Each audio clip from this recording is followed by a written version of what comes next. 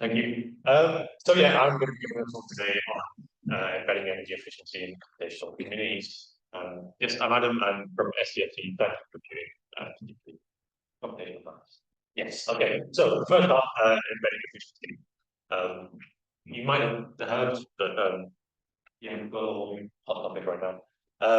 And there's obviously, again, I'm sure you've heard a lot about it. It's carbon that drive reduce the amount of carbon we're emitting by doing scientific computing. See projects like Green Disk, I know EPCC have put together training and things like that. And there are also these efforts to try and quantify, what kind of carbon you're emitting when you're running your software, what's embedded in your hardware. And that's great. We need to know these numbers. But the question that gets asked a lot is, what can we as developers do? What we know this, we can measure it. What kind of things can we do to reduce the energy efficiency? Sorry, improve the energy efficiency. And there was definitely a really nice demonstration of the problem of an exercise who they have on those videos of how confident you feel in techniques to improve your energy efficiency. And it was very I'm not really sure about this. It's kind of a few in the middle, but a lot of people want to do this, but don't really know how. And the particular competition here are the CCPs. So this one is being funded by Codec. So if you don't know about Codec program run, e-car program run by people in SCC type. It funds these 25 communities called CCP or collaborative computational projects.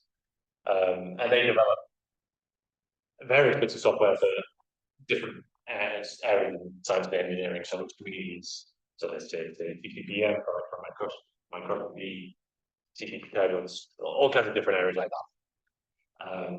But what we want to do is try and understand the cross-cutting issues that face related to green computing. So what shared technologies are there? What technical challenges are there improving the efficiency of their code? So we're doing a few things. We're running a workshop next week, which I would love to be able to able to, but it's closed because it's holiday. We're surveying some of the CCP developers to try and highlight some of these issues. What we really want to do is be able to produce some kind of concrete things you can do to understand kind of principles of green computing and what you can do to improve your own software. So the bulk of this talk is about some kind of additional work we've done in benchmarking, so fundamental mathematical functions that allow you across TCP software and be complete the math where it is. There we go. So what we've started with here to create a benchmarking system to look particularly at lab and late hack routines. So these are very fundamental mathematical operations. They're used in all sorts of libraries from the TCP, which we'll see in a minute. But the other nice thing about this is there are lots of, as a kind of a standard set of functions, set function names, and there are a lot of different implementations of these that you can just change by changing what you build with. So it's a good candidate for being able to improve things because we can look at how different implementations perform, past different problems. And so we created an benchmarking framework to do this. So yeah, the kind of stuff that Class and Impact do, if you're not familiar, is kind of matrix operations. There's 3 levels. Level 1, which is your vector, and vectors, so that kind of thing. Level 2, matrix vector. So the basic one is going to matrix vector multiply, and then level 3 is matrix, which tend to be the kind of heaviest in terms of like amount of computation you're doing.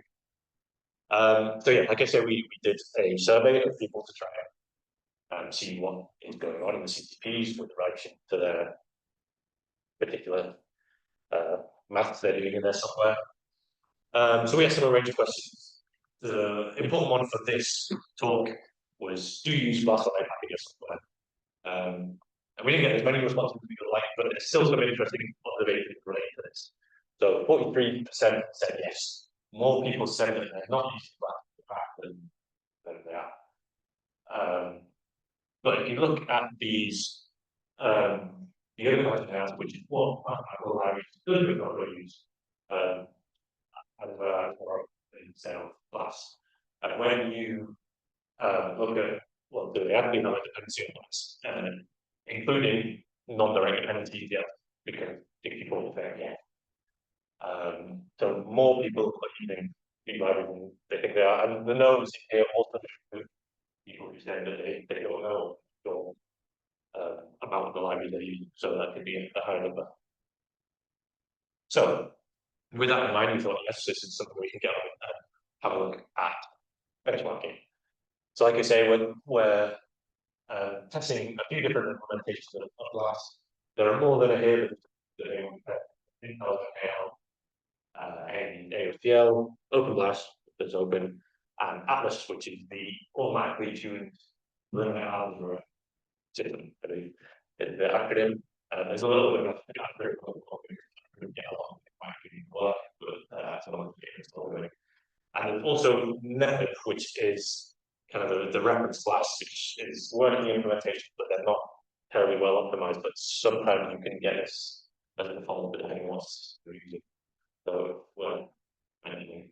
And there's a really nice tool I've been using called FlexiClass, which allows you to switch out different class implementation with the back end without having to recompile it.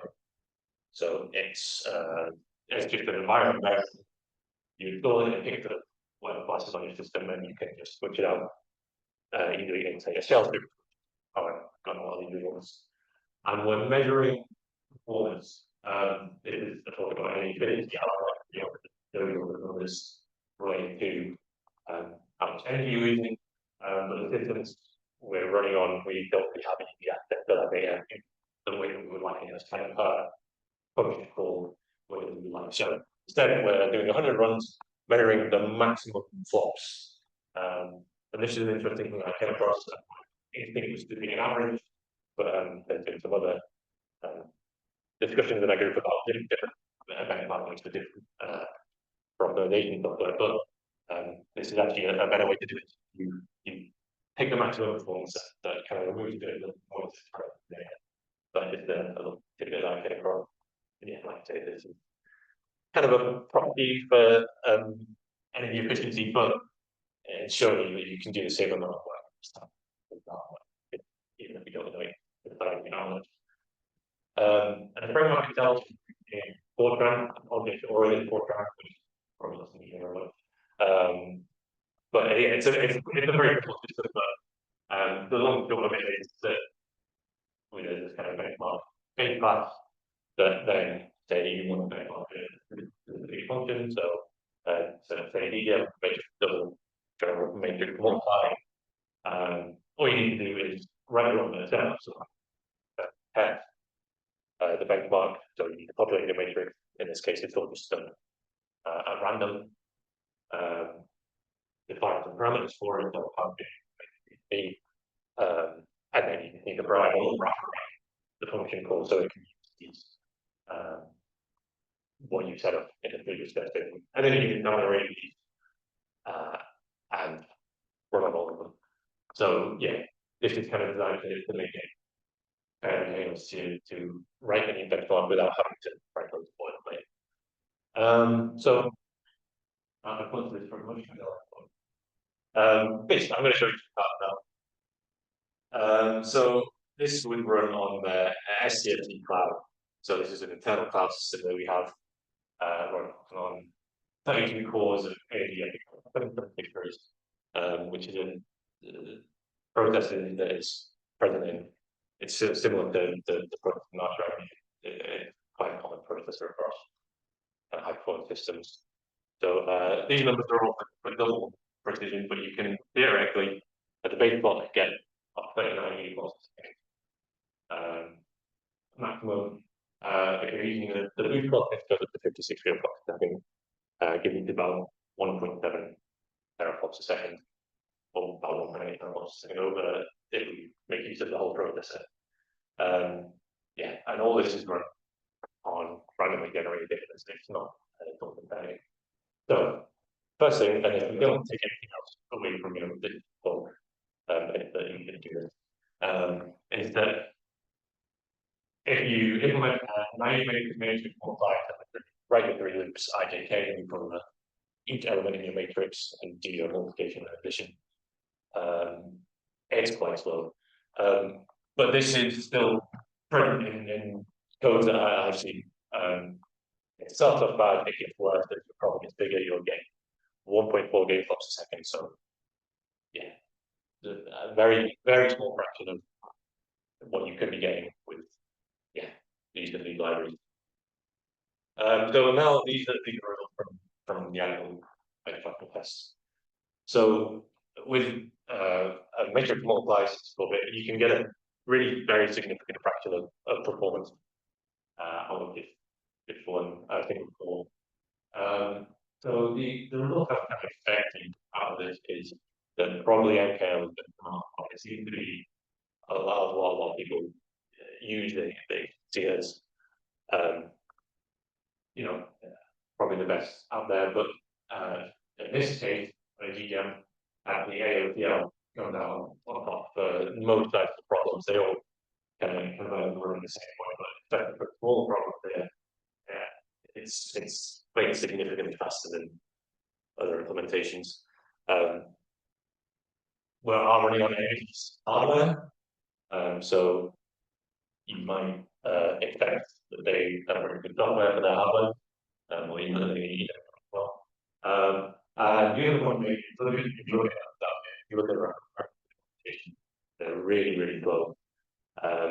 So in fact, if you install like glass and have active development on your system, it will fall down, which is they're not good choices, but is a reference. So yeah, if you ever find out that there are much better options. So we look at a single precision, similar kind of story on FKL.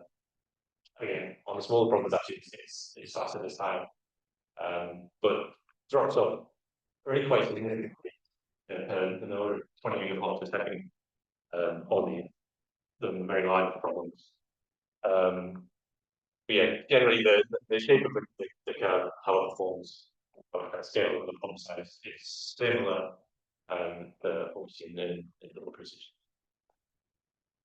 So this is now link map routine, which is solving AAT equals 3, which is something that quite a lot of people like to do. But here, neither AMD nor Intel are the top of it's overclass and house. So you're all that to achieve almost identical performance. So even on AMD and look at this case, and they really fall off after about a system of 256 by 256, which is quite an effective given that the DDM implementation was pretty fast. If we look at a level 1 operation system, like again, very simple, but here AMD is no better for whatever reason. Their implementation of this and kind of also for a few of the other level 1 routine test. It's really slow. It doesn't get any faster when you increase the problem size, whereas Atlas, Overclass, and NPL, get a lot more operation. So also, this is now looking at multi-threads routines. So this is just switching on. They all have different implementations. So and Kelly uses open MP, but they're all running just on all 32 of our codes we have access to. So the first thing to say is you get a much smaller fraction of the peak performance than you do with a serial. You're only getting about 40% compared to close to 90% on the overhead with open communication. But again, for the most part, they are coming out, they put in the middle, and that would, yeah, so I think we're going to be that. But yeah, the more I want to is here. I've messed up my. But this is the same thing. I think this is, and again, MKL on the very large problems slows down. And then we show this flip about 1024 problem size. I'm not quite sure what these things come down to, whether it's happening or whether it's noise, but we will know, given that we run these things a lot of time. Yeah, taking a few performance. So there's some odd things that show this might be gotcha depending on how you're calling these routines, but if you're routinely calling it on a size of 1024 matrix, then you might be surprised at you work more. This is another funny looking one. So yeah, my pedal on sorry. But this is going to be second multiply where multi-threaded Atlas, especially with that huge file, but again, come out with Intel and AMD's implementation that they don't really scale, which is not something they expect to see. Yeah, this like is again one of the other things that could come down to something like half performance why it's suddenly tight there, although we wouldn't really expect something like that. But this will happen. We're not ultimately fine. Very well that, and sorry, I've really messed my head. These are the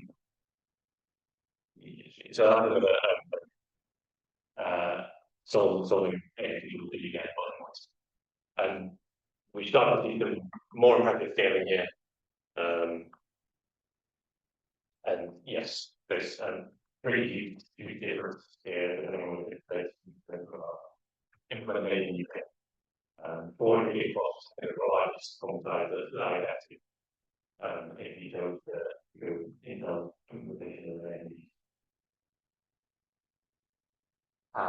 This is again down from level 1, so summing a vector again.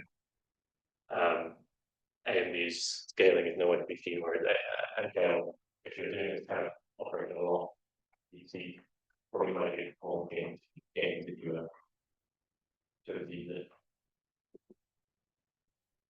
So there's a brief look at scaling performance there as well. So this is from picking the problem. And we can so yeah, I want to say too. Generally, NKL does a lot of this, and there's yeah, a little bit more functionality. One of the point back that yeah, NKL multi-thread scaling looks a lot better when you look at X than the other libraries. And in particular, again, AMD seems to these level 1 operations, and there is no scaling over the beginning. Any change when we increase the number of threads, and likewise for Allison and plus. So yeah, the conclusions of this are really it's important to know what your dependencies are. Like we illustrated at the start that your dependencies can be hidden and they can be indirect dependencies, but you're still could be using routines to go to this. And it's important to know what you're building with and what alternatives remain, and whether you can actually you might be able to get better performance just by linking to another library. It's really nice and easy that requires no change, but pointing somewhere else when you're linking. Even if you pick your favorite class library, whether you're going to get better performance than the alternatives really depends on what functions you're using and how big your problems are. We saw there that AMD level 1 routines are very slow, but then again, it's great and faster, at least on single core than nothing. So in terms of kind of more future work, we want to make this tool available for people to use. Yeah, looking at these very basic operations is one thing, but they might not be the place that people in the GCP just spend most of their time on that code. We know that, for example, lots of people use FFPs, and that's where most of the runtime goes, is capturing these FFTs. So being able to let people set up, say, you can use this framework, you know, an experiment. And we'd really like to kind of develop a case study. Again, it's one thing to look at these very basic operations in isolation, but we want to know how much you can actually get out of doing this in a real piece of software. How much do these changing values be affected when you've got real data? On different problem sizes. How does it really work in practice is a question. And it's not on here, but I did mention that we would like to translate some of these numbers into any of the efficiency numbers. I think, yeah, if I can say things can go faster, we'd like to be able to do those things that you're not just faster, you're doing it more efficient as well. So, you know what I mean? Thanks very much.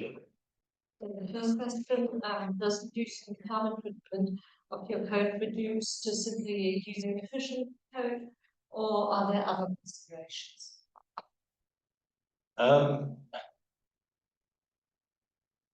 So I think that's probably the number one way is to reduce your runtime. There probably are other considerations in terms of other stuff that what featuring I want to look at is not just is Java faster, but are there actually better techniques?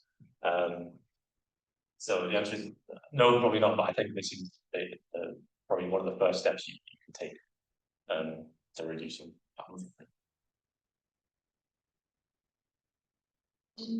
Did all of your other projects have power to problem sizes? Did you see how these large implementations perform with difficult problem sizes, for example, 1001? No, so yes, this is all totally on getting power to, but that is a good point. That would be interesting to look at, and which the framework is capable of. So yeah, that's something to look at in the future. Are you considering rerunning your analysis of systems where you can get better node profiling information rather than just relying on flops as a proxy? Yeah, so that would be very nice. Yeah, there's a number of questions of how does this translate to other systems, and particularly things like, oh, if you're on an Intel hardware, it look different. Yeah, so I know, for example, I know if you're say running with Slurm, there are systems that you can get the kind of power information of the whole job out as part of your output. I think the tool that I would like to see is something that is more integrated within the code. So with the way this is set up at the moment, it would be nicer to have something that is more analogous to somehow like how you time your code. You have start here, end here. How much power did we use between here and there? And that doesn't, well, before trying to run it, that doesn't really exist. I understand code and Carbon for Python, which kind of is similar thing. So yeah, the answer is yes, but it's less, that particular problem is less down to what machine we're running on it, rather what tools we have access to. Yeah. Pretty much in the same line, flops per second a good thing for environmental efficiency. And could you run this CPU actually in that? Yes, possibly. Again, this is why the flops are not purely. We see that it's probably better to be running faster. In the case where it's much faster, then yes, it probably is more efficient. But again, that's a question that the tooling we have at the moment can't really answer.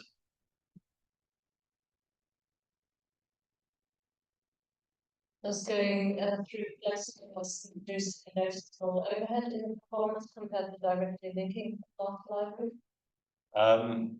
So I don't think it's a lot. They say no, we're very negligible. But that's something I've said to myself. But I would be surprised if it was very significant. Okay, final question. If you consider existing benchmark frameworks, not for this particular work, no. Yeah, we the language of the group is Fortran. We wanted something in Fortran, and as far as I understood, that didn't exist. And it's nice to have control over it, especially if we're kind of waiting for or looking for energy profiling tools which don't really exist. So it's nice to have control over it. No, that wasn't really